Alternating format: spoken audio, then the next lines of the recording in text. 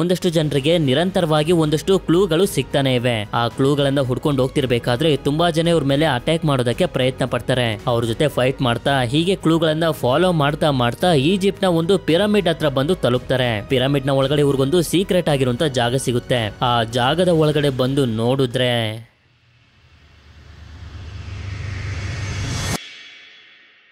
ಅಂದಂಗೆ ಇವ್ರಿಗೆ ಸಿಕ್ತಿರುವಂತ ಕ್ಲೂ ಏಂತಕ್ಕೆ ಸಂಬಂಧಪಟ್ಟಿರೋದು ಅಂತ ವಸ್ತುನ ಇವರು ಪಿರಮಿಡ್ ನ ಒಳಗಡೆ ಏನ್ ಹುಡುಕ್ತಿದ್ದಾರೆ ಅಂತ ನೀವು ತಿಳ್ಕೋಬೇಕು ಅಂತಂದ್ರೆ ಈ ಮೂವಿನ ಕೊನೆವರೆಗೂ ನೋಡ್ಬೇಕು. ಅಂದಂಗೆ ಈ ಮೂವಿ ಹೆಸರು ಫೌಂಟೇನ್ ಆಫ್ ಯೂತ್ ಅಂತ.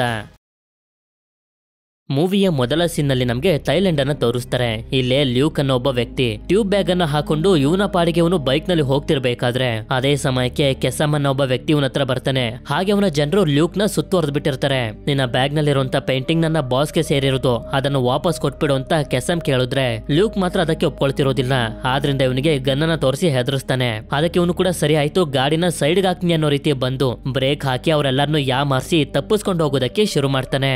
ಅವರು ಕೂಡ ಇವನನ್ನ ಫಾಲೋ ಮಾಡ್ತಿರ್ತಾರೆ. ಇವನು ಅವರಿಂದ ತಪ್ಪಿಸ್ಕೊಳ್ಳೋದಕ್ಕೆ ಮಾರ್ಕೆಟ್ ಒಳಗಡೆ ಎಲ್ಲೋ ಹೋಗ್ತಿರ್ಬೇಕಾದ್ರೆ ಒಂದು ಜಾಗದಲ್ಲಿ ಇವನಿಗೆ ಆಕ್ಸಿಡೆಂಟ್ ಮಾಡ್ಬಿಡ್ತಾರೆ. ಇದರಿಂದ ಕೆಸಮ್ನ ಕಾರಿನ ಸುತ್ತ ಜನರು ತುಂಬಿಕೊಳ್ತಿದ್ದಂಗೆನೆ ಈ ಚಾನ್ಸ್ ಅನ್ನು ಉಪಯೋಗಿಸಿಕೊಂಡು ಲೂಕ್ ಓಡೋಗ್ತಿರ್ತಾನೆ. ಆದ್ರೆ ಅವರು ಮತ್ತೆ ಮತ್ತೆ ಇವನನ್ನ ಫಾಲೋ ಮಾಡ್ತಾನೆ ಇರ್ತಾರೆ. ಆದ್ರಿಂದ ಲೂಕ್ ಒಂದು ಹೋಟೆಲ್ ನ ಬೈಕ್ ಅನ್ನ ಕತ್ಕೊಂಡು ಹೋಗ್ತಿರ್ತಾನೆ. ಇನ್ನೇನು ಅವರು ಮತ್ತೆ ಅವನಿಗೆ ಆಕ್ಸಿಡೆಂಟ್ ಮಾಡ್ಬೇಕು ಅಂತ ಅನ್ಕೊಳ್ಳೋಷ್ಟರಲ್ಲಿ ಇವನು ಬೆಂಕಿ ಹತ್ಕೊಂಡಿರುವಂತ ಫುಡ್ ಗಾಡಿನ ಅವರ ಕಾರಿನ ಮೇಲೆ ಹಾಕಿ ಅಲ್ಲಿಂದ ತಪ್ಪಿಸ್ಕೊಳ್ತಾ ಬೈಕ್ ಅನ್ನು ಕೂಡ ತಗೊಂಡು ಸೀದಾ ರೈಲ್ವೆ ಸ್ಟೇಷನ್ ಒಳಗಡೆ ಬಂದ್ಬಿಡ್ತಾನೆ.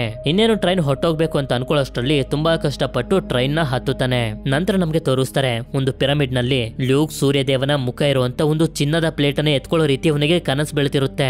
ಇದಾದ್ಮೇಲೆ ಇವನಿಗೆ ಎಚ್ಚರ ಆದಾಗ ನೋಡಿದ್ರೆ ಇವನ ಮುಂದೆ ಎಸ್ಮೆ ಅನ್ನೊಬ್ಳು ಹುಡುಗಿ ಕುಂತಿರ್ತಾಳೆ. ಇವಳು ತುಂಬಾ ಶಾಂತವಾಗಿನೇ ಇವನಿಗೆ ಹೇಳ್ತಾಳೆ, ನಿನ್ನ ಹತ್ರ ಇರುವಂತ ಪೇಂಟಿಂಗ್ ನಮ್ಗೆ ಸೇರಿರೋದು, ಅದನ್ನ ನಮ್ಗೆ ಕೊಟ್ಬಿಡು, ಸುಮ್ನೆ ನಿನ್ ಜೀವನ ಅಪಾಯದಲ್ಲಿ ಸಿಗಿಸ್ಬೇಡ ಅಂತ. ಆದ್ರೆ ಲೂಕ್ ಮಾತ್ರ ಅದಕ್ಕೆ ಒಪ್ಕೊಳ್ತಿರೋದಿಲ್ಲ. ನೋಡಿದ್ರೆ ಎಸ್ಮೆ ಒಬ್ಳೆ ಬಂದಿರೋದಿಲ್ಲ. ಇವಳ ಜೊತೆ ಒಂದಷ್ಟು ಜನರನ್ನು ಕೂಡ ಕರ್ಕೊಂಡ್ ಬಂದಿರ್ತಾಳೆ.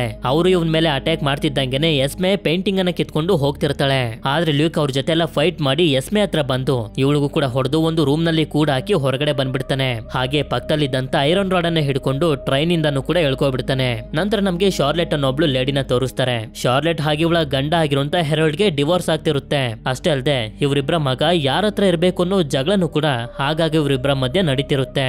ಸರಿ ಅಂತ ಶಾರ್ಲೆಟ್ ಇವಳು ಕೆಲಸ ಮಾಡ್ತಿರುವಂತ ಮ್ಯೂಸಿಯಂಗೆ ಬಂದ್ರೆ ಇಲ್ಲಿ ಮೊದ್ಲಿಂದಾನೇ ಲ್ಯೂಕ್ ಇರ್ತಾನೆ. ಆಕ್ಚುಲಿ ಲ್ಯೂಕ್ ಹಾಗೆ ಶಾರ್ಲೆಟ್ ಇಬ್ರು ಕೂಡ ಅಣ್ಣ ತಂಗಿ. ಇವಳಿಗೆ ಡಿವೋರ್ಸ್ ಆಗ್ತಿರುವಂತ ವಿಷಯನ ಕೇಳಿ ಇವನಿಗೆ ಸ್ವಲ್ಪ ಬೇಜಾರಾಗುತ್ತೆ. ಹಾಗೆ ಇವನು ಕೇಳ್ತಾನೆ, ಮೊದಲು ನಾವಿಬ್ರು ನಮ್ ತಂದೆ ಜೊತೆ ಸೇರಿ ಮಾಡ್ತಿದ್ದಂತ ಅಡ್ವೆಂಚರ್ಸ್ ಗಳನ್ನ ನೀನು ಮಿಸ್ ಮಾಡ್ಕೋತಿಲ್ವಾ ಅಂತ.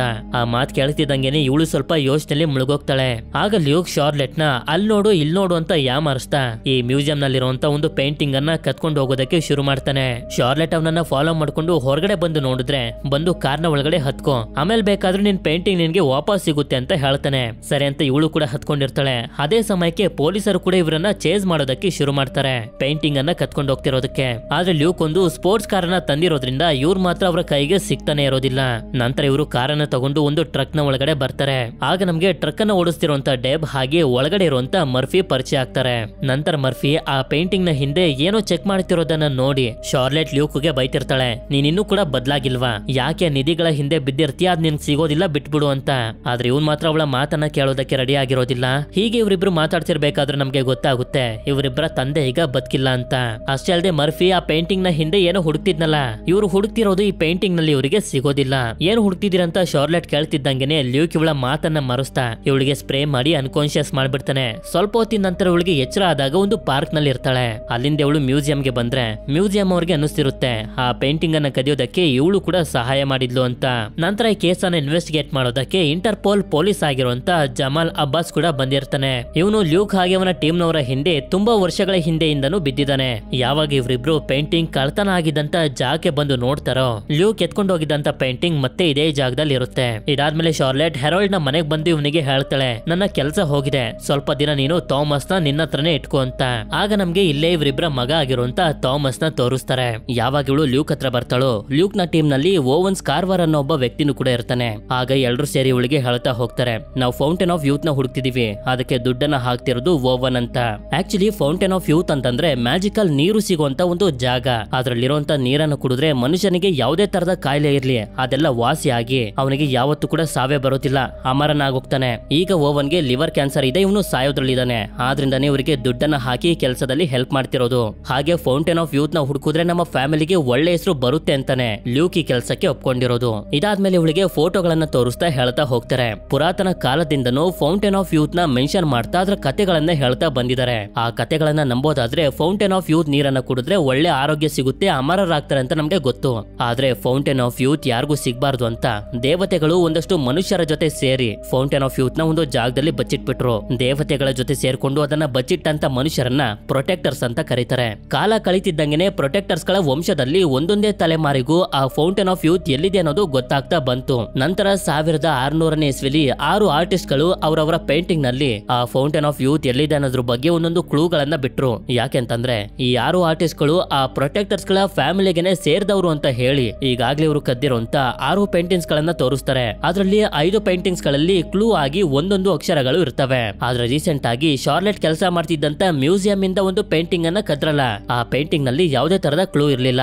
ಯಾಕೆಂತಂದ್ರೆ ಅದೊಂದು ಫೇಕ್ ಪೇಂಟಿಂಗ್ ಆಗಿತ್ತು. ಅದೇ ಕಾರಣದಿಂದನೇ ಶಾರ್ಲೆಟ್ ನ ಕೆಲಸ ಹೋಗೋ ರೀತಿ ಮಾಡಿ ಇವಳನ್ನ ಇವ್ರ ಹತ್ರ ಕರ್ಸ್ಕೊಂಡಿರೋದು. ಯಾಕೆಂತಂದ್ರೆ ಒರಿಜಿನಲ್ ಪೇಂಟಿಂಗ್ ಎಲ್ಲಿದೆ ಅಂತ ಇವಳಿಗೆ ಗೊತ್ತಿದೆ. ಹಾಗೆ ಫೌಂಟೇನ್ ಆಫ್ ಯೂತ್ ಅನ್ನ ಹುಡ್ಕೊಂತ ಕೆಲಸದಲ್ಲಿ ಇವಳು ಕೂಡ ಸಹಾಯ ಮಾಡ್ಲಿ ಅಂತ. ಆದ್ರೆ ಅದಕ್ಕೆ ಇವಳು ಮಾತ್ರ ಒಪ್ಕೊಳ್ತಿರೋದಿಲ್ಲ. ಆಗ ಓವನ್ಸ್ ಹೇಳ್ತಾನೆ, ಹೇಗಾದ್ರೂ ಮಾಡಿ ನನ್ನ ಹತ್ರ ಇರುವಂತ ದುಡ್ಡನ್ನ ಯೂಸ್ ಮಾಡ್ಕೊಂಡು ನಿನ್ನಿಂದ ದೂರ ಆಗಿರುವಂತ ನಿನ್ ಮಗನ್ನ ನಿನ್ ಜೊತೆ ಇರೋ ರೀತಿ ಮಾಡ್ತೀನಿ ಅಂತ. ಆದ್ರಿಂದ ಇವಳು ಹೋಗ್ತಿರ್ಬೇಕಾದ್ರೆ ಒಂದ್ಸಲ ವ್ಯಾಂಡರ್ ಬಿಲ್ಟ್ ಬುಕ್ ಅನ್ನ ಚೆಕ್ ಮಾಡಿ ಅಂತ ಹೇಳಿ ಹೋಗ್ತಾಳೆ. ಅದಕ್ಕೆ ಲ್ಯೂಕ್ ವ್ಯಾಂಡರ್ ಬಿಲ್ಟ್ ಅನ್ನೋ ಒಬ್ಬ ವ್ಯಕ್ತಿಯ ಬಗ್ಗೆ ಬರ್ದಿರುವಂತ ಬುಕ್ ಅನ್ನ ಚೆಕ್ ಮಾಡೋದಕ್ಕೆ ಅಂತ ಬಂದಿರ್ತಾನೆ. ಈ ಬುಕ್ ಇಂದ ಇವನಿಗೆ ಗೊತ್ತಾಗುತ್ತೆ ವ್ಯಾಂಡರ್ ಬಿಲ್ಟ್ ಮುಳುಗೋದಂತ ಒಂದು ಶಿಪ್ ನಲ್ಲಿ ಸತ್ತೋಗಿದ್ದಾನೆ ಅಂತ. ಅದೇ ಸಮಯಕ್ಕೆ ಮತ್ತೊಂದ್ಸಲ ಎಸ್ಮೆ ಅವನ ಹತ್ರ ಬಂದು, ನಿನ್ನ ಒಳ್ಳೇದಕ್ಕೆ ಹೇಳ್ತಿದೀನಿ, ಫೌಂಟೇನ್ ಆಫ್ ಯೂತ್ ಅನ್ನ ಹುಡ್ಕೋದನ್ನ ಬಿಟ್ಬಿಡು ಅಂತ. ಆದ್ರೆ ಲೂಕ್ ಮಾತ್ರ ಇವಳನ್ನ ನೋಡಿ ಅಟ್ರಾಕ್ಟ್ ಆಗ್ತಿರ್ತಾನೆ, ಇವಳನ್ನ ಇಷ್ಟಪಡೋದಕ್ಕೆ ಶುರು ಮಾಡ್ಬಿಟ್ಟಿರ್ತಾನೆ. ನಂತರ ಎಸ್ಮೆ ಅವನಿಗೆ ವಾರ್ನಿಂಗ್ ಅನ್ನ ಕೊಟ್ಟು ಇಲ್ಲಿಂದ ಹೊಟ್ಟೋಗ್ತಾಳೆ. ಮುಂದಿನ ಸೀನ್ ನಲ್ಲಿ ಥಾಮಸ್ ಪಿಯಾನೋ ನುಡಿಸ್ತಿರೋದನ್ನ ನೋಡೋದಕ್ಕೆ ಶಾರ್ಲೆಟ್ ಬಂದಿರ್ತಾಳೆ. ಅದೇ ಸಮಯಕ್ಕೆ ಇಲ್ಲಿಗೆ ಲ್ಯೂಕ್ ಕೂಡ ಬರ್ತಾನೆ, ಇವಳನ್ನ ಇವ್ರ ಜೊತೆ ಕೆಲಸ ಮಾಡೋದಕ್ಕೆ ಕನ್ವಿನ್ಸ್ ಮಾಡೋದಕ್ಕೆ ಅಂತ. ಆಗ ಥಾಮಸ್ಗೆ ಲ್ಯೂಕ್ ನ ನೋಡಿ ತುಂಬಾ ಸಂತೋಷ ಆಗಿ ಇವನ ಹತ್ರ ಬಂದು ಹೇಳ್ತಾನೆ, ನೀವು ಮಾಡುವಂತ ಪ್ರತಿಯೊಂದು ಅಡ್ವೆಂಚರ್ ಕೂಡ ನನಗೆ ತುಂಬಾನೇ ಇಷ್ಟ ಅಂತ. ಬೇಕು ಅಂತಂದ್ರೆ ನಿಮ್ಮ ಅಮ್ಮನು ಕೂಡ ಆತರ ಅಡ್ವೆಂಚರ್ಸ್ ಗಳನ್ನ ಮಾಡ್ಬೋದು ಅಂತ ಲ್ಯೂಕ್ ಹೇಳಿದ್ರೆ, ಹೌದಾ ನಿಜವಾಗ್ಲೂ ನಮ್ಮ ಅಮ್ಮನು ಅಡ್ವೆಂಚರ್ಸ್ ಎಲ್ಲ ಮಾಡ್ಬೋದು ಅಂತ ಕೇಳ್ತಾನೆ. ಇದನ್ನ ಕೇಳಿ ಶಾರ್ಲೆಟ್ಗೂ ಕೂಡ ಸ್ವಲ್ಪ ಆಸೆ ಹುಟ್ಬಿಡುತ್ತೆ, ನಾನು ಕೂಡ ಈ ಕೆಲಸಗಳನ್ನೆಲ್ಲ ಮಾಡ್ಬೇಕು ಅಂತ. ಇದಾದ್ಮೇಲೆ ಮುಂದಿನ ಸೀನ್ ನಲ್ಲಿ ನಮ್ಗೆ ತೋರಿಸ್ತಾರೆ, ಲ್ಯೂಕ್, ಶಾರ್ಲೆಟ್ ಹಾಗೆ ಇವರ ಟೀಮ್ ನವರೆಲ್ಲ ಸೇರಿ ಸಮುದ್ರದ ಮಧ್ಯಕ್ಕೆ ಬರ್ತಾರೆ. ಯಾಕೆಂತಂದ್ರೆ ಆಗ್ಲೇ ಲ್ಯೂಕ್ಗೆ ಆ ಬುಕ್ ಇಂದ ಗೊತ್ತಾಯ್ತಲ್ಲ ವ್ಯಾಂಡರ್ ಬಿಲ್ಟ್ ಮುಳುಗೋದಂತ ಒಂದು ಶಿಪ್ ನಲ್ಲಿ ಸತ್ತೋದ ಅಂತ. ಆದ್ರಿಂದ ಆ ಶಿಪ್ ನ ಹುಡ್ಕೊಂಡು ಇಲ್ಲಿಗೆ ಬಂದಿರ್ತಾರೆ. ನಂತರ ಶಿಪ್ ನ ಒಂದು ಭಾಗನ ಮಾತ್ರ ಕಟ್ ಮಾಡಿ ಏರ್ ಬ್ಯಾಗ್ಸ್ ಗಳ ಸಹಾಯದಿಂದ ಮೇಲಕ್ಕೆ ತಗೊಂಡ್ ಬರ್ತಾರೆ. ಸರಿ ಅಂತ ಲ್ಯೂಕ್ ಹಾಗೆ ಶಾರ್ಲೆಟ್ ಕೂಡ ಆ ಪೇಂಟಿಂಗ್ ಅನ್ನ ಇಲ್ಲಿ ಹುಡ್ಕೋದಕ್ಕೆ ಶುರು ಮಾಡ್ತಾರೆ. ಹೀಗೆ ಇವರು ಹುಡ್ಕಾಡ್ತಿರ್ಬೇಕಾದ್ರೆ ಸೂರ್ಯ ದೇವನ ಮುಖ ಇರುವಂತ ಆ ಚಿನ್ನದ ಪ್ಲೇಟ್ ಬಗ್ಗೆ ಮಾತಾಡ್ತಿರ್ತಾರೆ. ಹೌದು, ಆಗ್ಲೇ ಲ್ಯೂಕ್ ನ ಕನ್ಸಲ್ಲಿ ತೋರ್ಸೋದ್ರಲ್ಲ ಅದೇ ಪ್ಲೇಟ್ ನ ಬಗ್ಗೆ. ಆಕ್ಚುಲಿ ಅದನ್ನ ಇವರಿಬ್ಬರ ತಂದೆ ಹುಡುಕ್ತಿದ್ರು. ಈ ಕಡೆ ಹೊರಗಡೆ ಶಿಪ್ ನಲ್ಲಿರುವಂತ ಲ್ಯೂಕ್ ನ ಟೀಮ್ ನವರಿಗೆ ಗೊತ್ತಾಗುತ್ತೆ ಯಾರು ಇಲ್ಲಿಗೆ ಬರ್ತಿದ್ದಾರೆ ಅಂತ. ಆದ್ರಿಂದ ಇದನ್ನ ಹೇಳೋದಕ್ಕೆ ಲ್ಯೂಕ್ ನ ಕಾಂಟ್ಯಾಕ್ಟ್ ಮಾಡೋದಕ್ಕೆ ನೋಡ್ತಾರೆ, ಆದ್ರೆ ಕಾಂಟ್ಯಾಕ್ಟ್ ಆಗೋದಿಲ್ಲ. ಈ ಕಡೆ ಇವರಿಗೆ ಶಿಪ್ ನಲ್ಲಿ ವ್ಯಾಂಡರ್ ಬಿಲ್ಟ್ ನ ರೂಮ್ ಸಿಗುತ್ತೆ. ಈ ರೂಮ್ ನಲ್ಲಿ ಒಂದು ಲಾಕರ್ ಕೂಡ ಇರುತ್ತೆ. ಆದ್ರೆ ಅದೇ ಸಮಯಕ್ಕೆ ಸಮುದ್ರದ ಹತ್ರ ಒಂದು ಹೆಲಿಕಾಪ್ಟರ್ ಬರ್ತಿರುತ್ತೆ. ಇವರಿಬ್ರು ಲಾಕರ್ ನ ಓಪನ್ ಮಾಡೋದಕ್ಕೆ ಟ್ರೈ ಮಾಡ್ತಿದ್ರೆ ಅದೇ ಸಮಯಕ್ಕೆ ಎಸ್ಮೆ ಹೆಲಿಕಾಪ್ಟರ್ ನಲ್ಲಿ ಇಲ್ಲಿಗೆ ಬರ್ತಾಳೆ. ನಂತರ ಇವರಿಬ್ರು ಆ ಲಾಕರ್ ನ ಓಪನ್ ಮಾಡಿದಾಗ ಒಂದು ಬಾಕ್ಸ್ ಸಿಗುತ್ತೆ. ಆ ಬಾಕ್ಸ್ ಅನ್ನು ಓಪನ್ ಮಾಡ್ತಿದ್ದಂಗೆನೆ ಇವರು ಹುಡುಕ್ತಿರುವಂತ ಪೇಂಟಿಂಗ್ ಕೂಡ ಸಿಕ್ಬಿಡುತ್ತೆ. ಅದನ್ನ ತಗೊಂಡು ಇವರು ಹೋಗೋದಕ್ಕೆ ರೆಡಿ ಆಗ್ತಿರ್ಬೇಕಾದ್ರೆ ಎಸ್ಮೆ ಇಲ್ಲಿಗೆ ಇವಳ ಜನರ ಜೊತೆ ಬಂದು ಆ ಪೇಂಟಿಂಗ್ ಅನ್ನ ಕೊಟ್ಬಿಡಿ ಅಂತ ಹೆದರಿಸ್ತಾಳೆ. ಇದರಿಂದ ಇವರೆಲ್ಲರ ಮಧ್ಯೆ ಒಂದು ದೊಡ್ಡ ಫೈಟ್ ಶುರುವಾಗೋಗುತ್ತೆ. ಹೀಗೆ ಇವರು ಫೈಟ್ ಅನ್ನ ಮಾಡ್ತಿರ್ಬೇಕಾದ್ರೆ ಎಸ್ಮೆ ಶಾರ್ಲೆಟ್ ಗೆ ಗನ್ ಪಾಯಿಂಟ್ ಅನ್ನ ಮಾಡಿ ಪೇಂಟಿಂಗ್ ಅನ್ನ ಕೊಟ್ಬಿಡು ಅಂತ ಹೆದರಿಸ್ತಿರ್ತಾಳೆ. ಆದ್ರೆ ಲ್ಯೂಕ್ ಮಾತ್ರ ಇನ್ನೂ ಯೋಚನೆ ಮಾಡ್ತಿರ್ತಾನೆ ಕೊಡೋದ ಬೇಡವಾ ಅಂತ. ಆದ್ರೆ ಅದೇ ಸಮಯಕ್ಕೆ ಶಿಪ್ ಗೆ ಕಟ್ಟಿದ್ದಂತ ಏರ್ ಬಲೂನ್ಸ್ ಗಳು ಬ್ಲಾಸ್ಟ್ ಆಗಿದ್ರಿಂದ ಈ ಜಾಗದಲ್ಲೆಲ್ಲ ನೀರ್ ತುಂಬೋದಕ್ಕೆ ಶುರುವಾಗೋಗುತ್ತೆ. ಇದೇ ಸಮಯದಲ್ಲಿ ಲ್ಯೂಕ್ ನ ಕಾಲು ಒಂದು ದಾರಕ್ಕೆ ಸಿಗಾಕೊಂಡು ಇನ್ನೇನು ಇವನು ಸಾಯ್ಬೇಕು ಅಂತ ಅನ್ಕೊಳ್ಳೋಷ್ಟ್ರಲ್ಲಿ ಶಾರ್ಲೆಟ್ ಬಂದು ಇವನನ್ನ ಕಾಪಾಡಿ ಮೇಲಕ್ಕೆ ಕರ್ಕೊಂಡ್ ಬರ್ತಾಳೆ. ಆ ಒರಿಜಿನಲ್ ಪೇಂಟಿಂಗ್ ಇವರಿಗೆ ಸಿಕ್ಕಿದ್ರು ಕೂಡ ಶಾರ್ಲೆಟ್ ತುಂಬಾನೇ ಕೋಪ ಮಾಡ್ಕೊಬಿಟ್ಟಿರ್ತಾಳೆ. ಯಾಕೆಂತಂದ್ರೆ ಎಸ್ಮೆ ನನಗೆ ಗನ್ ಪಾಯಿಂಟ್ ಮಾಡಿದ್ರು ಕೂಡ ಲ್ಯೂಕ್ ಆ ಪೇಂಟಿಂಗ್ ಅನ್ನ ಅವಳಿಗೆ ಕೊಡ್ತಿರ್ಲಿಲ್ಲ ಅಂತ. ನಂತರ ಇವಳ ಹಸ್ಬೆಂಡ್ ಹೆರಾಲ್ಡ್ ಕಾಲ್ ಮಾಡಿ ಹೇಳ್ತಾನೆ, ನನ್ನ ಸಡನ್ ಆಗಿ ನನ್ನ ಕಂಪನಿಯಿಂದ ಜಪಾನ್ಗೆ ಶಿಫ್ಟ್ ಮಾಡ್ಬಿಟ್ಟಿದ್ದಾರೆ, ಇನ್ನು 1 ವರ್ಷ ನೀನ್ ಥಾಮಸ್ ನ ನೋಡ್ಕೊಳ್ಬೇಕು ಅಂತ. ಯಾವಾಗ ಇಲ್ಲಿಗೆ ಲ್ಯೂಕ್ ಬರ್ತಾನೋ ಆಗ ಇವಳಿಗೆ ಗೊತ್ತಾಗುತ್ತೆ ಓವನೆ ಅವನ ಹತ್ರ ಇರುವಂತ ದುಡ್ಡನ್ನು ಯೂಸ್ ಮಾಡ್ಕೊಂಡು ಹೆರಾಲ್ಡ್ ನ ಜಪಾನ್ಗೆ ಶಿಫ್ಟ್ ಮಾಡ್ಸಿರೋದು. ಯಾಕೆಂತಂದ್ರೆ ಥಾಮಸ್ ಆಗ ಶಾರ್ಲೆಟ್ ನ ಜೊತೆ ಇರ್ಬೋದು ಅಂತ. ನಂತರ ಈಗ ಇವರಿಗೆ ಸಿಕ್ಕಿದೆಯಲ್ಲ ಪೇಂಟಿಂಗ್, ಅದನ್ನ ಉಳಿದ 5 ಪೇಂಟಿಂಗ್ ಗಳ ಜೊತೆ ಸೇರಿಸಿದಾಗ ಒಂದು ಪ್ಯಾಟರ್ನ್ ಅನ್ನ ಕ್ರಿಯೇಟ್ ಮಾಡುತ್ತೆ. ಈ ಪ್ಯಾಟರ್ನ್ ಅರ್ಥ ಏನು ಅಂತ ಇವರು ಕಂಡಿಡಿದು ಬಿಡ್ತಾರೆ. ಇದರ ಅರ್ಥ ವಿಕ್ಕಿಡ್ ಅಂತ. ಆಕ್ಚುಲಿ ವಿಕ್ಕಿಡ್ ಬೈಬಲ್ ಅನ್ನೋ ಒಂದು ಬುಕ್ ಇದೆ. ಇದನ್ನ ಇದನ್ನ ಕೇಳ್ತಿದ್ದಂಗೆನೆ ಇವರೆಲ್ಲರಿಗೂ ಅರ್ಥ ಆಗೋಗುತ್ತೆ ನಮ್ಮ ಮುಂದಿನ ಕ್ಲೂ ವಿಕ್ಯುಡ್ ಬೈಬಲ್ ನಲ್ಲೇ ಇದೆ ಅಂತ. ಆದ್ರೆ ಆ ಬುಕ್ ನ ಎಲ್ಲಾ ಕಾಪಿಗಳು ನಾಶ ಆಗೋಗಿದೆ ಅಂತ ಇವರು ಬೇಜಾರ್ ಮಾಡ್ಕೊಳ್ತಿರ್ಬೇಕಾದ್ರೆ ಲ್ಯೂಕ್ ಹೇಳ್ತಾನೆ ಇನ್ನು ಕೂಡ ಒಂದು ಕಾಪಿ ಇದೆ ಅಂತ. ಅದೇ ಸಮಯಕ್ಕೆ ಒಂದು ಪೊಲೀಸ್ ಫೋರ್ಸ್ ಇಲ್ಲಿಗೆ ಬರುತ್ತೆ. ನೋಡಿದ್ರೆ ಅವರೆಲ್ಲರನ್ನು ಕರ್ಕೊಂಡು ಬಂದಿರೋದು ಜಮಾಲ್, ಇವರೆಲ್ಲರನ್ನು ಅರೆಸ್ಟ್ ಮಾಡೋದಕ್ಕೆ ಅಂತ. ಆದ್ರೆ ಇವರೆಲ್ಲರೂ ಏನ್ ಮಾಡ್ತಿದ್ದಾರೆ ಏನ್ ಹುಡುಕ್ತಿದ್ದಾರೆ ಅಂತ ಇವನಿಗೆ ಗೊತ್ತಿರೋದಿಲ್ಲ. ಬರೀ ಇವರೆಲ್ಲರೂ ಕದ್ದಿರುವಂತ ಪೇಂಟಿಂಗ್ ಗಳನ್ನ ಮತ್ತೆ ಮ್ಯೂಸಿಯಂಗೆ ತಗೊಂಡೋಗೋದಕ್ಕೆ ಅಂತ ಬಂದಿರ್ತಾನೆ. ಆದ್ರೆ ಅದೇ ಸಮಯಕ್ಕೆ ನಾವು ಮೂವಿಯ ಮೊದಲಲ್ಲಿ ನೋಡಿದ್ವಲ್ಲ ಕೆಸೆಮ್, ಅವನು ಗನ್ಗಳ ಜೊತೆ ಇವನ ರೌಡಿಗಳನ್ನ ಇಲ್ಲಿಗೆ ಕರ್ಕೊಂಡ್ ಬರ್ತಾನೆ. ಲ್ಯೂಕ್ ನೀನು ಕದ್ದಿರುವಂತ ನನ್ನ ಬಾಸ್ ನ ಪೇಂಟಿಂಗ್ ಅನ್ನ ವಾಪಸ್ ಕೊಟ್ಬಿಡು ಅಂತ. ಆಕ್ಚುಲಿ ಕೆಸೆಮ್ಗೆ ಗೊತ್ತಿತ್ತು ಜಮಾಲ್ ಲೂಕ್ ಹಾಗೆ ಅವನ ಫ್ರೆಂಡ್ಸ್ ಗಳನ್ನ ಹುಡುಕ್ತಿದ್ದಾನೆ ಅಂತ. ಆದ್ರಿಂದ ಇವನು ಜಮಾಲ್ ನ ಫಾಲೋ ಮಾಡ್ಕೊಂಡು ಇಲ್ಲಿ ಗಂಟ ಬಂದಿರೋದು. ಆಗ ಲ್ಯೂಕ್ ಇವನಿಗೆ ಹೇಳ್ತಿರ್ತಾನೆ ಬರೀ ಒಂದು ಪೇಂಟಿಂಗ್ ಅಲ್ಲ, ಇಲ್ಲಿರುವಂತ 6 ಪೇಂಟಿಂಗ್ ಗಳನ್ನ ನೀನೇ ತಗೋ, ಆದ್ರೆ ನನ್ನ ಜೊತೆ ಇರುವಂತ ನನ್ನ ಫ್ರೆಂಡ್ಸ್ ಗಳನ್ನ ಬಿಟ್ಬಿಡು ಅಂತ. ಆದ್ರೆ ಅದಕ್ಕೆ ಇವನು ಒಪ್ಕೊಳ್ತಿರೋದಿಲ್ಲ. ನಿನ್ನ ಸಾಯಿಸಿನ ನಾನು ತಗೋತೀನಿ ಅಂತ ಹೇಳ್ತಿರ್ತಾನೆ. ಆಗ ಲೂಕ್ ನನ್ನ ಹತ್ರ ಇನ್ನೊಂದು ಪೇಂಟಿಂಗ್ ಇದೆ, ಅದು ಇದೆಲ್ಲದಕ್ಕಿಂತ ತುಂಬಾನೇ ಬೆಲೆ ಬಾಳುತ್ತೆ ಅಂತ ಅಂದಾಗ ಸರಿ ಅಂತ ಹೇಳಿ ಕೆಸೆಮ್ ಲೂಕ್ ನ ಫ್ರೆಂಡ್ಸ್ ಗಳನ್ನೆಲ್ಲ ಬಿಟ್ ಕಳಿಸ್ಬಿಡ್ತಾನೆ. ನಂತರ ಪೇಂಟಿಂಗ್ ಕೊಡೋ ರೀತಿ ಬಂದು ಎಲ್ಲರನ್ನು ಡಿಸ್ಟ್ರಾಕ್ಟ್ ಮಾಡಿ ಇವನು ಹೊರಗಡೆ ಬಂದ್ಬಿಡ್ತಾನೆ. ಆಗ ಪೊಲೀಸರು ಹಾಗೆ ಕೆಸೆಮ್ ನ ಮಧ್ಯೆ ಫೈಟ್ ಶುರುವಾಗಿ ಪೊಲೀಸರು ಅವರೆಲ್ಲರನ್ನು ಸಾಯಿಸ್ಬಿಡ್ತಾರೆ. ನಂತರ ಜಮಾಲ್ ಹೊರಗಡೆ ಬಂದು ನೋಡಿದ್ರೆ ಲ್ಯೂಕ್ ಹಾಗೆ ಅವನ ಫ್ರೆಂಡ್ಸ್ ಗಳು ಹೊಟ್ಟೋಗಿರ್ತಾರೆ. ಮುಂದಿನ ಸೀನ್ ನಲ್ಲಿ ನಮ್ಗೆ ತೋರಿಸ್ತಾರೆ ಲ್ಯೂಕ್ ಒಂದು ಮರುಭೂಮಿಲಿ ಇದ್ದಾನೆ. ಹಾಗೆ ಇವನಿಗೆ ಫೌಂಟೇನ್ ಆಫ್ ಯೂತ್ ನೀರು ಸಿಕ್ಬಿಟ್ಟಿದೆ. ಅದನ್ನ ಇವನು ಕುಡಿಯೋದಕ್ಕೆ ನೋಡ್ತಿದ್ರೆ ಇವನು ಪ್ರೀತಿ ಮಾಡುವಂತೆ ಇವನ ತಂಗಿ ಮಗ ಇಬ್ರಿಗೂ ಕೂಡ ತುಂಬಾ ವಯಸ್ಸಾಗೋ ರೀತಿ ಅನ್ನಿಸ್ತಿರುತ್ತೆ. ನೋಡಿದ್ರೆ ಮತ್ತೊಂದ್ಸಲ ಇದು ಲ್ಯೂಕ್ ನ ಕನ್ಸು. ಇವನ ಮುಂದೆನೆ ಶಾರ್ಲೆಟ್ ಇರ್ತಾಳೆ. ಹಾಗೆ ಇವಳು ತುಂಬಾನೇ ಖುಷಿಯಲ್ಲಿರ್ತಾಳೆ. ಯಾಕೆಂತಂದ್ರೆ ಇವಳ ಮಗ ಥಾಮಸ್ ಇವಳ ಹತ್ರ ಬಂದ್ಬಿಟ್ಟಿರ್ತಾನೆ. ಅಷ್ಟೇ ಅಲ್ಲದೆ ಇವರಿಬ್ರು ಹೀಗೆ ಮಾತಾಡ್ತಾ ಇವರ ತಂದೆ ಬಗ್ಗೆ ಮಾತಾಡೋದಕ್ಕೆ ಶುರು ಮಾಡಿದಾಗ ನಮ್ಗೆ ಗೊತ್ತಾಗುತ್ತೆ ಸೂರ್ಯ ದೇವನ ಮುಖ ಇರುವಂತ ಆ ಗೋಲ್ಡನ್ ಪ್ಲೇಟ್ ಇವರಿಬ್ಬರ ತಂದೆ ಹುಡುಕ್ತಿರ್ಬೇಕಾದ್ರೆ ಅದು ಅವರಿಗೆ ಸಿಕ್ಕಿತ್ತು ಕೂಡ. ಆದ್ರೆ ಯಾಕೋ ಗೊತ್ತಿಲ್ಲ ಅವ್ರಿಗೆ ಅದನ್ನ ಎತ್ಕೊಳ್ಳೋದಕ್ಕೆ ಮನ್ಸ್ ಬರ್ಲಿಲ್ಲ. ಇವ್ರು ಕೇಳಿದಾಗ ಹೇಳಿದ್ರು ಒಂದೊಂದು ವಸ್ತುಗಳು ಎಲ್ಲಿರ್ಬೇಕು ಅಲ್ಲೇ ಇರ್ಬೇಕು ಅಂತ. ನಂತರ ಇವರೆಲ್ಲರೂ ಸೇರಿ ಆಸ್ಟ್ರಿಯಾ ದೇಶದಲ್ಲಿರುವಂತ ಒಂದು ದೊಡ್ಡ ಲೈಬ್ರರಿಗೆ ಬಂದು ತಲುಪ್ತಾರೆ. ಇಲ್ಲೇ ನಮ್ಗೆ ಈ ಲೈಬ್ರರಿಯ ಹೆಡ್ ಆಗಿರುವಂತ ಎಲಿ ಪರಿಚಯ ಆಗ್ತಾಳೆ.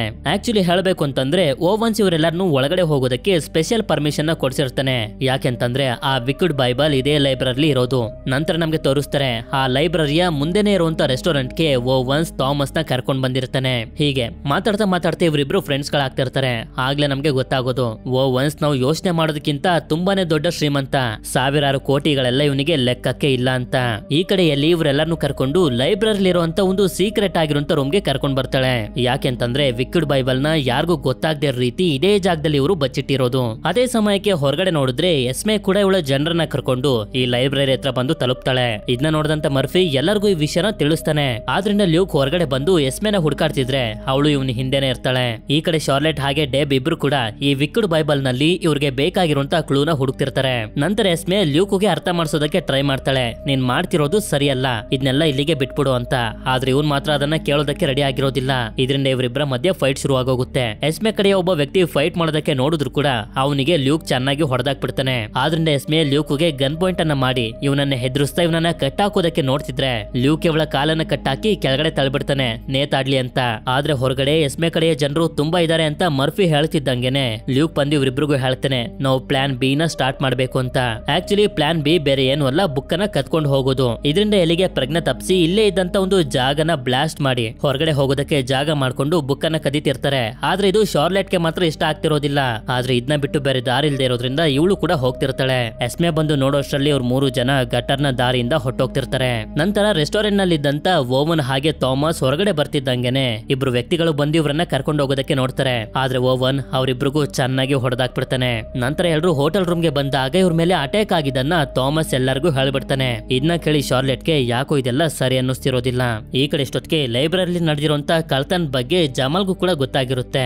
ಆದ್ರಿಂದ ಹೇಗಾದ್ರೂ ಮಾಡಿ ಅವರನ್ನ ಹಿಡಿಲೇಬೇಕು ಅಂತ ಓವನ್ಸ್ ಹತ್ರ ಇರುವಂತ ಎಲ್ಲಾ ವೆಹಿಕಲ್ ಗಳನ್ನ ಟ್ರ್ಯಾಕ್ ಮಾಡ್ಬೇಕು ಅಂತ ರೆಡಿ ಆಗ್ತಿರ್ತಾನೆ. ಅದೇ ಸಮಯಕ್ಕೆ ಈ ಕಡೆ ನಮ್ಗೆ ಹೋಟೆಲ್ ರೂಮ್ ನಲ್ಲಿ ತೋರಿಸ್ತಾರೆ. ಇವರೆಲ್ಲರೂ ಬೈಬಲ್ ನೇನೋ ಕತ್ಕೊ ಬಂದ್ಬಿಟ್ರು. ಆದ್ರೆ ಎಷ್ಟೇ ಕಷ್ಟ ಪಡ್ತಿದ್ರು ಈ ಬೈಬಲ್ ನಲ್ಲಿರೋ ಆ ಕ್ಲೂ ಏನು ಅಂತ ಮಾತ್ರ ಇವರಿಗೆ ಅರ್ಥ ಆಗ್ತಿರೋದಿಲ್ಲ. ಒಂದಷ್ಟು ನಂಬರ್ಸ್ ಗಳು ಮಾತ್ರ ಇವರಿಗೆ ಕಾಣಿಸ್ತಿರ್ತವೆ. ಆದ್ರಿಂದ ಇವರು ಅನ್ಕೋತಿರ್ತಾರೆ ಇದು ಪುರಾತನ ಕಾಲದ ಒಂದು ಮ್ಯಾಥಮೆಟಿಕ್ಸ್ ಇರಬಹುದು ಅಂತ. ಆದ್ರೆ ಅದೇ ಸಮಯಕ್ಕೆ ಥಾಮಸ್ ಇದನ್ನ ನೋಡಿ ಏನೋ ಇವನಿಗೆ ಅರ್ಥ ಆಗುತ್ತೆ. ಅದನ್ನ ಹೇಳೋಷ್ಟರಲ್ಲಿ ಶಾರ್ಲೆಟ್ ಥಾಮಸ್ ನ ಕರ್ಕೊಂಡು ಇಲ್ಲಿಂದ ಹೋಗ್ತಿರ್ತಾಳೆ. ಇದೆಲ್ಲ ನನ್ಗೆ ಸರಿ ಅನ್ನಿಸ್ತಿಲ್ಲ, ನನ್ ಮಗನ್ಗೆ ಏನಾದ್ರೂ ಹೆಚ್ಚು ಕಡಿಮೆ ಆಗ್ಬೋದು, ಇನ್ ಮುಂದೆ ನಾನ್ ನಿಮ್ಗೆ ಸಹಾಯ ಮಾಡೋದಿಲ್ಲ ಅಂತ. ಯಾವಾಗ ಇವಳು ಥಾಮಸ್ ನ ಕರ್ಕೊಂಡು ಹೊರಗಡೆ ಬರ್ತಾಳೋ ಆಗ ಇವನು ಹೇಳ್ತಾನೆ ಆ ಬುಕ್ ನಲ್ಲಿರುವಂತ ನಂಬರ್ಸ್ ಗಳ ಅರ್ಥ ಮ್ಯಾಥಮೆಟಿಕ್ಸ್ ಅಲ್ಲ ಅಂತ. ಇದರಿಂದ ಇವನನ್ನ ಮತ್ತೆ ಒಳಗಡೆ ಕರ್ಕೊಂಡು ಬಂದಾಗ ಎಲ್ಲರಿಗೂ ಹೇಳ್ತಾ ಹೋಗ್ತಾನೆ ಇದು ಯಾವುದೇ ತರದ ಮ್ಯಾಥಮೆಟಿಕ್ಸ್ ಅಲ್ಲ, ಬದಲಾಗಿ ಮ್ಯೂಸಿಕ್ ಗಳ ನೋಟ್ಸ್ ಅಂತ. ನಂತರ ಆ ಮ್ಯೂಸಿಕ್ ನೋಟ್ಸ್ ಗಳನ್ನ ಯೂಸ್ ಮಾಡ್ಕೊಂಡು ಒಂದು ಮ್ಯೂಸಿಕ್ ಅನ್ನ ನುಡಿಸಿ ತೋರಿಸ್ತಾನೆ.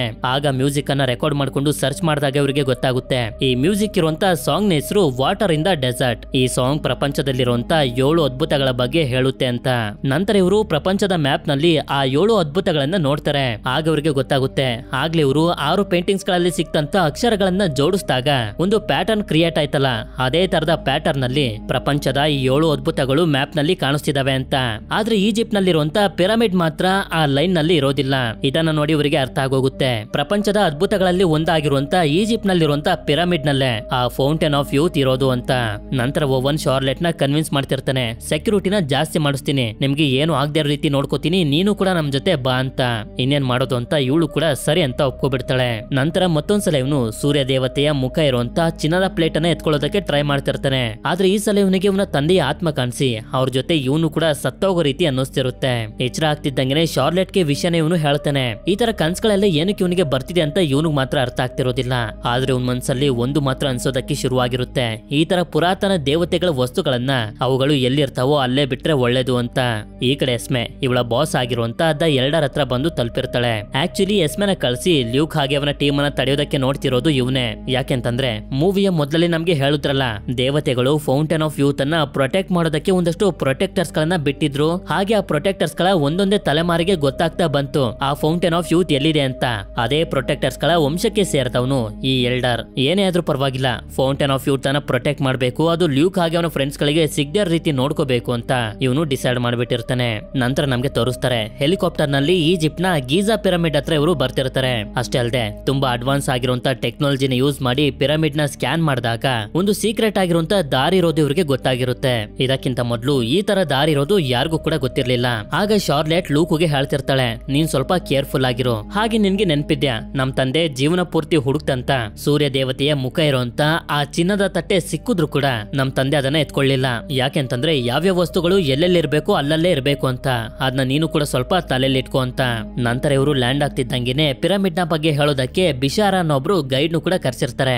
ಇದಾದ್ಮೇಲೆ ಲ್ಯೂಕ್ ಮರ್ಫಿಯಾ ಹಾಗೆ ಡೆಬ್ ನ ಇಲ್ಲೇ ಇರೋದಕ್ಕೆ ಕೇಳಿ ಶಾರ್ಲೆಟ್ ಹಾಗೆ ಥಾಮಸ್ ನ ಕರ್ಕೊಂಡು ಓವನ್ ಜೊತೆ ಪಿರಮಿಡ್ ನ ಒಳಗಡೆ ಬರ್ತಾರೆ. ನಂತರ ಇವರು ಸೀಕ್ರೆಟ್ ಆಗಿರುವಂತ ದಾರಿ ಇರುವಂತ ಜಾಗದ ಹತ್ರ ಬರ್ತಿದ್ದಂಗೆನೆ ಈ ಜಾಗನ ತೋಡ್ಬೇಕು ಅಂತ ಡಿಸೈಡ್ ಮಾಡ್ತಾರೆ. ಬಿಶಾರ ಬೇಡ ಅಂತ ಹೇಳ್ತಿದ್ರು ಕೇಳ್ತಾನೆ ಇರೋದಿಲ್ಲ, ಅವನನ್ನೇ ಹೊರಗಡೆ ಕಳಿಸ್ಬಿಡ್ತಾರೆ. ಇದರಿಂದ ಶಾರ್ಲೆಟ್ಗೆ ಓವನ್ ನ ಮೇಲೆ ಡೌಟ್ ಬಂದು ಲ್ಯೂಕ್ ನ ಪಕ್ಕದಲ್ಲಿ ಕರ್ಕೊಂಡು ಬಂದು ಹೇಳ್ತಿರ್ತಾಳೆ, ಇದ್ಯಾಕೋ ನನ್ಗೆ ಸರಿ ಕಾಣಿಸ್ತಿಲ್ಲ ಅಂತ. ಇವನ್ಗೂ ಕೂಡ ಓವನ್ ನ ಮೇಲೆ ಸ್ವಲ್ಪ ಡೌಟ್ ಬರ್ತಿರುತ್ತೆ. ಅದೇ ಸಮಯಕ್ಕೆ ನಮ್ಗೆ ಹೊರಗಡೆ ತೋರಿಸ್ತಾರೆ ಒಂದಷ್ಟು ಕಾರ್ಗಳು ಈ ಕಡೆ ಬರ್ತಿರ್ತವೆ. ನೋಡಿದ್ರೆ ಈ ಕಾರ್ಗಳಲ್ಲಿ ಪೊಲೀಸ್ ನ ಕರ್ಕೊಂಡು ಬಂದಿರೋದು ಬೇರೆ ಯಾರು ಅಲ್ಲ, ಜಮಾಲ್. ಇಷ್ಟೊತ್ತಿಗೆ ಈ ಕಡೆ ಇವ್ರಿಗೆ ಸೀಕ್ರೆಟ್ ಆಗಿರುವಂತ ದಾರಿ ಸಿಕ್ಬಿಡುತ್ತೆ. ನಂತರ ಓವನ್ ಕರ್ಕೊಂಡು ಬಂದಿರುವಂತ ಸೆಕ್ಯೂರಿಟಿಗಳ ಜೊತೆ ಮಾತಾಡೋದಕ್ಕೆ ಜಮಾಲ್ ಇಲ್ಲಿಗೆ ಒಬ್ನೇ ಬಂದು ಹೇಳ್ತಾನೆ, ನಾನೊಬ್ಬ ಪೊಲೀಸ್ ಆಫೀಸರ್, ನನ್ನ ಕೆಲಸ ಮಾಡೋದಕ್ಕೆ ನನ್ನ ಬಿಡ್ತೀರಾ ಅಂತ. ಆದ್ರೆ ಇವ್ರು ಮಾತ್ರ ಅದಕ್ಕೆ ಒಪ್ಕೊಳ್ಳೋದಿಲ್ಲ. ಆದ್ರಿಂದ ಇವನು ಸರಿ ಅಂತ ಹೇಳಿ ಅಲ್ಲಿಂದ ಹೋಗ್ತಾನೆ. ಈ ಕಡೆ ಒಳಗಡೆ ಯಾವಾಗ ಇವರೆಲ್ಲರೂ ಆ ಸೀಕ್ರೆಟ್ ಆಗಿರುವಂತ ಜಾಗದಿಂದ ಸಾಕ್ತಾ ಮುಂದೆ ಬರ್ತಾರೋ ಒಂದು ಸೀಕ್ರೆಟ್ ಆಗಿರುವಂತ ಚೇಂಬರ್ ಕೂಡ ಇವರಿಗೆ ಸಿಕ್ಬಿಡುತ್ತೆ. ಇಲ್ಲಿ ಒಂದು ದೊಡ್ಡ ಡ್ರಮ್ ಇರುತ್ತೆ, ಹಾಗೆ ಒಂದು ಲಾಕರ್ ನ ರೀತಿಯ ವಸ್ತು ಕೂಡ ಇರುತ್ತೆ. ಇದೆಲ್ಲ ಏನಿರ್ಬೋದು ಅಂತ ಒಂದು ಸಣ್ಣ ಐಡಿಯಾ ಕೂಡ ಇವ್ರು ಯಾರಿಗೂ ಇರೋದಿಲ್ಲ. ನಂತರ ಜಮಾಲ್ ಇವನ ಪೊಲೀಸ್ ಟೀಮ್ ಹತ್ರ ಬಂದು ಬೇರೆ ದಾರಿ ಇಲ್ಲ, ಅಟ್ಯಾಕ್ ಮಾಡ್ಬೇಕು ಅಂತ ಹೇಳ್ತಾನೆ. ಇದರಿಂದ ಜಮಾಲ್ ನ ಪೊಲೀಸ್ ಟೀಮ್ ಹಾಗೆ ಆ ಸೆಕ್ಯೂರಿಟಿಗಳ ಮಧ್ಯೆ ಒಂದು ದೊಡ್ಡ ಫೈಟೇ ಶುರು ಆಗೋಗುತ್ತೆ. ಈ ಕಡೆ ಇವರೆಲ್ಲರೂ ಆ ಲಾಕರ್ ನ ತಳ್ಳೋದಕ್ಕೆ ಎಷ್ಟೇ ಪ್ರಯತ್ನ ಪಡ್ತಿದ್ರು ಕೂಡ ಅದು ಸಾಧ್ಯ ಆಗ್ತಿರೋದಿಲ್ಲ. ಅದೇ ಸಮಯಕ್ಕೆ ಥಾಮಸ್ಗೆ ಈ ಜಾಗದಲ್ಲಿ ಮ್ಯೂಸಿಕಲ್ ಡ್ರಮ್ಸ್ ಗಳು ಕಾಣಿಸ್ತವೆ. ಹೊರಗಡೆ ಸೆಕ್ಯೂರಿಟಿಗಳ ಮಧ್ಯ ಹಾಗೆ ಪೊಲೀಸರ ಮಧ್ಯೆ ಯುದ್ಧ ನಡೀತಿರ್ಬೇಕಾದ್ರೆ ಅದೇ ಸಮಯಕ್ಕೆ ನಮ್ಗೆ ತೋರಿಸ್ತಾರೆ ಈ ಜಾಗಕ್ಕೆ ಎಸ್ಮೆ ಕೂಡ ಬಂದು ತಲುಪಿದ್ದಾಳೆ ಅಂತ. ಆದ್ರೆ ಇಲ್ಲಿ ಒಳಗಡೆ ಓವನ್ ಗನ್ ಗಳನ್ನ ತರಿಸಿರ್ತಾನೆ. ಹಾಗೆ ಇಲ್ಲಿರುವಂತ ಲಾಕರ್ ನ ಹೊಡ್ಸೋದಕ್ಕೆ ಟ್ರೈ ಮಾಡ್ತಿರ್ಬೇಕಾದ್ರೆ ಥಾಮಸ್ ಇಲ್ಲಿರುವಂತ ಮ್ಯೂಸಿಕಲ್ ಇನ್ಸ್ಟ್ರೂಮೆಂಟ್ ಗಳನ್ನ ಹಾಗೆ ಒಂದು ಹ್ಯಾಂಡಲ್ ಇರೋದನ್ನ ನೋಡಿ ಇವನಿಗೆ ಎಲ್ಲಾನು ಅರ್ಥ ಆಗೋಗುತ್ತೆ. ಇದರಿಂದ ಇವನು ಇಲ್ಲೇ ಇರುವಂತ ಡ್ರಮ್ ನಲ್ಲಿ ಆಗ್ಲೇ ವಿಕ್ಡ್ ಬೈಬಲ್ ಇಂದ ಒಂದು ಮ್ಯೂಸಿಕಲ್ ನೋಟ್ ಸಿಕ್ಕಿತ್ತಲ್ಲ, ಆ ನೋಟ್ ನ ಪ್ರಕಾರನೇ ಮ್ಯೂಸಿಕ್ ಅನ್ನ ನುಡ್ಸೋದಕ್ಕೆ ಶುರು ಮಾಡಿದಾಗ ಈ ಜಾಗದಲ್ಲಿ ಸ್ಟ್ರಾಂಗ್ ಆಗಿರುವಂತ ಸೌಂಡ್ ವೇವ್ ಗಳು ಎದ್ದೋಳೋದಕ್ಕೆ ಶುರುವಾಗ್ತವೆ. ಹೀಗೆ ಇವನು ಮ್ಯೂಸಿಕ್ ಪ್ಲೇ ಮಾಡ್ತಿರ್ಬೇಕಾದ್ರೆ ಶಾರ್ಲೆಟ್ ಇಲ್ಲಿರುವಂತ ಹ್ಯಾಂಡಲ್ ನ ನೋಡಿ ಅದನ್ನ ಪುಷ್ ಮಾಡ್ತಾ ಇಲ್ಲಿರುವಂತ ಗಂಟೆನ ಹೊಡಿತಿದ್ದಂಗೆನೆ ಯಾರು ಕೂಡ ಕೇಳೋಕೆ ಆಗದಿರಷ್ಟು ದೊಡ್ಡ ಸೌಂಡ್ ವೇವ್ ಬಂದ್ಬಿಡುತ್ತೆ. ನಂತರ ನೋಡಿದ್ರೆ ಲಾಕರ್ ಆಕ್ಟಿವೇಟ್ ಆಗಿ ಗಾಳಿಲಿ ತೇಲ್ತಿರುತ್ತೆ. ಇದರಿಂದ ಈಸಿಯಾಗಿ ಅದನ್ನ ಪಕ್ಕಕ್ಕೆ ತಳ್ತಿದ್ದಂಗೆನೆ ಈ ಜಾಗ ಒಂದು ಲಿಫ್ಟ್ ನ ರೀತಿ ಕನ್ವರ್ಟ್ ಆಗುತ್ತೆ. ಅದರಲ್ಲಿ ಲ್ಯೂಕ್, ಶಾರ್ಲೆಟ್, ಥಾಮಸ್ ಹಾಗೆ ಓವನ್ ಅವನ ಜೊತೆ ಒಬ್ಬ ಸೆಕ್ಯೂರಿಟಿನೂ ಕೂಡ ಕರ್ಕೊಂಡು ಹೋಗ್ತಿರ್ತಾನೆ. ಈ ಕಡೆ ಮರ್ಫಿ ಹಾಗೆ ಡೆಬ್ಗೆ ಸೆಕ್ಯೂರಿಟಿಗಳೆಲ್ಲ ಸರಿ ಅನ್ನಿಸ್ತಿರೋದಿಲ್ಲ. ಆದ್ರಿಂದ ಅವ್ರ ಮೇಲೆ ಅಟ್ಯಾಕ್ ಮಾಡೋದಕ್ಕೆ ಟ್ರೈ ಮಾಡ್ತಿದ್ರೆ ಒಬ್ಬ ಡೆಬ್ಗೆ ಶೂಟ್ ಮಾಡ್ಬಿಡ್ತಾನೆ. ಅದೇ ಸಮಯಕ್ಕೆ ಎಸ್ಮೆ ಬಂದು ಎಲ್ಲಾ ಸೆಕ್ಯೂರಿಟಿಗಳನ್ನ ಸಾಯಿಸ್ತಾ ಜಮಾಲ್ ಹಾಗೆ ಅವನ ಪೊಲೀಸ್ ಟೀಮ್ ಅನ್ನ ಒಳಗಡೆ ಬರೋ ರೀತಿ ಮಾಡ್ತಾಳೆ. ಆಗ ಜಮಾಲ್ ಬುಲೆಟ್ ಬಿದ್ದಿರುವಂತ ಡೆಬ್ಗೆ ಟ್ರೀಟ್ಮೆಂಟ್ ಅನ್ನ ಕೊಡಿ ಅಂತ ಹೇಳ್ತಾನೆ. ನಂತರ ಜಮಾಲ್ ಹಾಗೆ ಎಸ್ಮೆ ಇಬ್ರು ಸೇರಿ ಅವರೆಲ್ಲರನ್ನು ತಡೆಬೇಕು ಅಂತ ಡಿಸೈಡ್ ಮಾಡ್ತಾರೆ. ಈ ಕಡೆ ಇವರೆಲ್ಲರೂ ಆ ಲಿಫ್ಟ್ ಇಂದ ಕೆಳಗಡೆ ಬಂದಾಗ ಮುಂದೆ ಹೋಗೋದಕ್ಕೆ ಒಂದು ದಾರಿ ಸಿಗುತ್ತೆ. ಈ ದಾರಿಲಿ ಹೋಗ್ತಿರ್ಬೇಕಾದ್ರೆ ತುಂಬಾ ಮೂರ್ತಿಗಳು ಲಿಪಿಗಳೆಲ್ಲ ಇವರಿಗೆ ಕಾಣಿಸ್ತವೆ. ಆಗ ಶಾರ್ಲೆಟ್ಗೆ ಈ ಜಾಗದ ಬಗ್ಗೆ ತುಂಬಾ ನಾಲೆಡ್ಜ್ ಇರೋದ್ರಿಂದ ಇಲ್ಲೇ ಇರುವಂತ ಒಂದು ಬಾಲ್ ನ ರೀತಿಯ ವಸ್ತುನ ತಗೊಂಡು ಗೋಡೆಯ ಮೇಲೆ ಹಾಕ್ತಿದ್ದಂಗೆನೆ ಮುಂದೆ ಹೋಗೋದಕ್ಕೆ ಇವ್ರಿಗೊಂದು ದಾರಿ ಓಪನ್ ಆಗುತ್ತೆ. ಆ ದಾರಿಯಿಂದ ಇವರು ಮುಂದೆ ಬಂದಾಗ ಆಳವಾಗಿರುವಂತ ಜಾಗ ಕಾಣಿಸುತ್ತೆ. ನೋಡಿದ್ರೆ ಕೆಳಗಡೆ ಕಣ್ಣಿನ ರೀತಿ ಇರುವಂತ ಚಿತ್ರನೂ ಕೂಡ ಇವರಿಗೆ ಕಾಣಿಸುತ್ತೆ. ಆಗ ಲ್ಯೂಕ್ಗೆ ಇಲ್ಲೇ ಒಂದು ಬಟನ್ ಕಾಣಿಸಿ ಅದನ್ನ ಪ್ರೆಸ್ ಮಾಡ್ತಿದ್ದಂಗೆನೆ ಗೋಡೆಯ ಒಳಗಡೆ ಬಚ್ಚಿಟ್ಕೊಂಡಿದ್ದಂತ ಮೆಟ್ಟಲುಗಳೆಲ್ಲ ಹೊರಗಡೆ ಬರ್ತವೆ. ಇವರು ಕೆಳಗಡೆ ಹೋಗೋದಕ್ಕೆ ಈಸಿ ಆಗ್ಲಿ ಅಂತ. ಅದೇ ಸಮಯಕ್ಕೆ ಆ ಲಿಫ್ಟ್ ಇದ್ದಂತ ಜಾಗದಲ್ಲಿ ಸೆಕ್ಯೂರಿಟಿಗಳು ಇರಬೇಕಾದ್ರೆ ಇಲ್ಲಿಗೆ ಜಮಾಲ್ ಹಾಗೆ ಎಸ್ಮೆ ಬಂದು ಅವರೆಲ್ಲರನ್ನು ಸಾಯಿಸ್ತಾರೆ. ಹಾಗೆ ಇವರಿಬ್ರು ಕೆಳಗಡೆ ಹೋಗೋದಕ್ಕೆ ಸೆಕ್ಯೂರಿಟಿಗಳ ಹತ್ರ 2 ದಾರಗಳು ಕೂಡ ಇವರಿಗೆ ಸಿಗ್ತವೆ. ಈ ಕಡೆ ಇವರೆಲ್ಲರೂ ಕೆಳಗಡೆ ಆ ಕಣ್ಣಿನ ರೀತಿ ಇರುವಂತ ಜಾಗದ ಹತ್ರ ಬರ್ತಾರೆ. ಆ ಹೋಲ್ ಹತ್ರ ಇವರು ಬರ್ತಿದ್ದಂಗೆನೆ ಈ ಜಾಗ ಆಕ್ಟಿವೇಟ್ ಆಗಿ ಮತ್ತೊಂದ್ಸಲ ಕೆಳಗಡೆ ಹೋಗೋದಕ್ಕೆ ಏಣಿಗಳು ಇವರಿಗೆ ಕಾಣಿಸ್ತವೆ. ಸರಿ ಅಂತ ಇವರೆಲ್ಲರೂ ಕೆಳಗಡೆ ಬಂದು ನೋಡಿದ್ರೆ ಸ್ವಲ್ಪ ಫೌಂಟೇನ್ ಆಫ್ ಯೂತ್ ನ ನೀರು ಇರುತ್ತೆ. ಇದನ್ನ ನೋಡಿ ಇವರೆಲ್ಲರೂ ಕನ್ಫ್ಯೂಸ್ ಆಗ್ತಿರ್ಬೇಕಾದ್ರೆ ಆಗ ನಮ್ಗೆ ಗೊತ್ತಾಗ್ತಾ ಹೋಗುತ್ತೆ ಓವನ್ಸ್ ಎಂತವನು ಅಂತ. ಆಕ್ಚುಲಿ ಇವನಿಗೆ ಯಾವುದೇ ತರದ ಲಿವರ್ ಕ್ಯಾನ್ಸರ್ ಇರೋದಿಲ್ಲ. ಬದಲಾಗಿ ಫೌಂಟೇನ್ ಆಫ್ ಯೂತ್ ನೀರನ್ನು ಕುಡಿದು ಯಾವತ್ತೂ ಕೂಡ ಸಾವೇ ಬರ್ದೇ ರೀತಿ ಅಮರನಾಗಿ ಈ ಪ್ರಪಂಚದ ಅಂತ್ಯ ಆಗೋವರೆಗೂ ಇರಬೇಕು ಅಂತ ಅನ್ಕೊಂಡಿರ್ತಾನೆ. ಅದಕ್ಕೆ ಆ ಫೌಂಟೇನ್ ಆಫ್ ಯೂತ್ ನೀರನ್ನ ಕುಡಿ ಅಂತ ಲ್ಯೂಕ್ಗೆ ಹೇಳ್ತಿರ್ತಾನೆ. ಯಾಕೆಂತಂದ್ರೆ ಇವನು ಕನ್ಫರ್ಮ್ ಮಾಡ್ಕೋಬೇಕಲ್ಲ, ಆ ನೀರನ್ನ ಕುಡಿದ್ರೆ ಏನು ಕೂಡ ಹೆಚ್ಚು ಕಡಿಮೆ ಆಗೋದಿಲ್ಲ ಅಂತ. ಲ್ಯೂಕ್ ಅದಕ್ಕೆ ಒಪ್ಕೊಳ್ಳದೆ ಇದ್ದಾಗೆ ಇವನಿಗೆ ಶೂಟ್ ಮಾಡ್ಬಿಡ್ತಾನೆ. ಈಗ ನಿನ್ನ ಗಾಯ ವಾಸಿ ಆಗ್ಬೇಕು ಅಂತಂದ್ರೆ ನೀರನ್ನ ಕುಡಿಲೇಬೇಕು, ಕುಡಿ ಅಂತ. ಸರಿ ಅಂತ ಹೇಳಿ ಇವನು ಕೂಡ ಬಂದು ಫೌಂಟೇನ್ ಆಫ್ ಯೂತ್ ನೀರನ್ನ ಟಚ್ ಮಾಡ್ತಿದ್ದಂಗೆನೆ ಈ ಜಾಗಕ್ಕೆ ಇನ್ನಷ್ಟು ನೀರು ಬರ್ತವೆ. ಆಗ ಇವನ ರಕ್ತ ನೀರಿನ ಒಳಗಡೆ ಬೀಳ್ತಿದ್ದಂಗೆನೆ ನೀರು ಆಕ್ಟಿವೇಟ್ ಆಗಿ ಇವನನ್ನ ತೇಲೋ ರೀತಿ ಮಾಡುತ್ತೆ. ಹಾಗೆ ಇವನು ಕುಡಿಯೋದಕ್ಕೆ ನೀರು ಕೂಡ ಕೈಗೆನೆ ಬರ್ತಿರುತ್ತೆ. ಯಾವಾಗ ಇವನು ನೀರನ್ನ ಕುಡಿಯೋದಕ್ಕೆ ಹೋಗ್ತಿರ್ತಾನೋ ಆಗ ಇವನಿಗೆ ಒಂದು ವಿಷನ್ ಕಾಣಿಸುತ್ತೆ. ಅದೇನು ಅಂತಂದ್ರೆ ಇವನು ಪ್ರೀತಿ ಮಾಡುವಂತೆ ಇವನ ತಂಗಿ ಶಾರ್ಲೆಟ್ ಹಾಗೆ ಥಾಮಸ್ ನ ಆಯಸ್ಸು ಇವನಿಗೆ ಬರ್ತಿರುತ್ತೆ. ಅಕಸ್ಮಾತ್ ಇವನೇನಾದ್ರೂ ಆ ನೀರನ್ನ ಕುಡಿದ್ರೆ ಅವರಿಬ್ರು ಸತ್ತೋಗ್ತಾರೆ ಅನ್ನೋ ರೀತಿ ಇವನಿಗೆ ಕಾಣಿಸ್ತಿರುತ್ತೆ. ಅಂದ್ರೆ ಯಾರು ಈ ಫೌಂಟೇನ್ ಆಫ್ ಯೂತ್ ನೀರನ್ನು ಕುಡಿತಾರ ಅವರು ತುಂಬಾ ಇಷ್ಟಪಡುವಂತ ಜನರ ಜೀವನ ತೆಗೆದು ಇವರಿಗೆ ಜಾಸ್ತಿ ಆಯಸ್ಸನ್ನ ಕೊಡುತ್ತೆ ಅಂತ. ಇದರಿಂದ ಇವನು ನೀರನ್ನ ಕುಡಿಯೋದಿಲ್ಲ ಅಂತ ಡಿಸೈಡ್ ಮಾಡ್ತಿದ್ದಂಗೆನೆ ಇವನಿಗೆ ಬುಲೆಟ್ ಬಿದ್ದು ಆಗಿದ್ದಂತ ಗಾಯ ಅದೇ ವಾಸಿ ಆಗ್ತಿರುತ್ತೆ. ಆದ್ರಿಂದ ಓವನ್ ಮತ್ತೆ ಇವನ್ ಮೇಲೆ ಶೂಟ್ ಮಾಡೋದಕ್ಕೆ ನೋಡಿದ್ರು ಕೂಡ ಫೌಂಟೇನ್ ಆಫ್ ಯೂತ್ ನ ನೀರು ಇವನ ಗಾಯನೆಲ್ಲ ವಾಸಿ ಮಾಡ್ಬಿಡುತ್ತೆ. ಅದಕ್ಕೆ ನೀನೇ ಈ ನೀರನ್ನ ಕುಡಿ ಅಂತ ಲೂಕ್ ಓವನ್ ಗೆ ಹೇಳಿದಾಗ ಇವನು ಕೂಡ ಬಂದು ಇವನ ರಕ್ತನ ನೀರಿನ ಒಳಗಡೆ ಹಾಕ್ತಿದ್ದಂಗೆನೆ ನೀರು ಆಕ್ಟಿವೇಟ್ ಆಗುತ್ತೆ. ಇದನ್ನ ನೋಡಿದಂತೆ ಎಸ್ಮೆ ಇದನ್ನೆಲ್ಲ ಸ್ಟಾಪ್ ಮಾಡ್ಬೇಕು ಅಂತ ಹೋಗ್ತಾಳೆ. ಯಾಕೆಂತಂದ್ರೆ ಇವಳಿಗೆ ದ ಎಲ್ಡರ್ ಒಂದು ಕೀನ ಕೊಟ್ಟಿದ್ದ. ಈ ಕೀ ಇಂದ ಅಲ್ಲಾಗೋದ್ನೆಲ್ಲ ಸ್ಟಾಪ್ ಮಾಡಬಹುದು ಅಂತ. ಆದ್ರಿಂದ ಇವಳು ಆ ಕೀ ಇಂದ ಒಂದು ಡೋರ್ ಅನ್ನು ಓಪನ್ ಮಾಡಿ ಒಳಗಡೆ ಹೋಗ್ತಾಳೆ. ಈ ಕಡೆ ಓವನ್ ನೀರನ್ನ ಕುಡಿದ್ಬಿಡ್ತಾನೆ.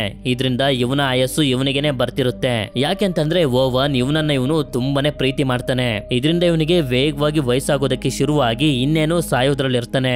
ಅದೇ ಸಮಯಕ್ಕೆ ಈ ಕಡೆ ಎಸ್ಮೆ ಡೋರ್ನ ಒಳಗಡೆ ಇದ್ದಂತ ಒಂದು ಬೆಲ್ಲನ್ನ ಹೊಡಿತಿದ್ದಂಗೆನೆ ಇಡೀ ಪಿರಮಿಡ್ ತುಂಬಾ ಜೋರಾಗಿ ಅಲುಗಾಡೋದಕ್ಕೆ ಶುರುವಾಗಿ ಫೌಂಟೇನ್ ಆಫ್ ಯೂತ್ ಇದ್ದಂತ ಜಾಗ ಕ್ಲೋಸ್ ಆಗೋದಕ್ಕೆ ಶುರುವಾಗುತ್ತೆ. ಇದರಿಂದ ಎಲ್ಲರೂ ತುಂಬಾ ಬೇಗ ಹೊರಗಡೆ ಬಂದು ಮೆಟ್ಲನ್ನು ಕೂಡ ಹತ್ತಿ ಆ ಸೀಕ್ರೆಟ್ ಆಗಿರುವಂತ ಜಾಗದಿಂದ ತುಂಬಾ ಕಷ್ಟಪಟ್ಟು ಹೇಗೋ ಮಾಡಿ ಹೊರಗಡೆ ಬಂದು ತಲುಪ್ತಾರೆ. ಇದರಿಂದ ಜೀವ ಉಳಿತು ಅಂತ ಇವರೆಲ್ಲರೂ ಸಂತೋಷ ಪಡ್ತಿರ್ಬೇಕಾದ್ರೆ ಎಸ್ಮೆ ಬಂದು ಲ್ಯೂಕ್ ನ ಅಪ್ರಿಶಿಯೇಟ್ ಮಾಡ್ತಾಳೆ. ಫೌಂಟೇನ್ ಆಫ್ ಯೂತ್ ನೀರು ಸಿಕ್ಕಿನೂ ಕೂಡ ಅದನ್ನು ಕುಡಿದೇ ಇರೋ ರೀತಿ ಕಂಟ್ರೋಲ್ಡ್ ಆಗಿರೋದಕ್ಕೆ ಎಲ್ಲರ ಕೈಲೂ ಆಗೋದಿಲ್ಲ ಅಂತ.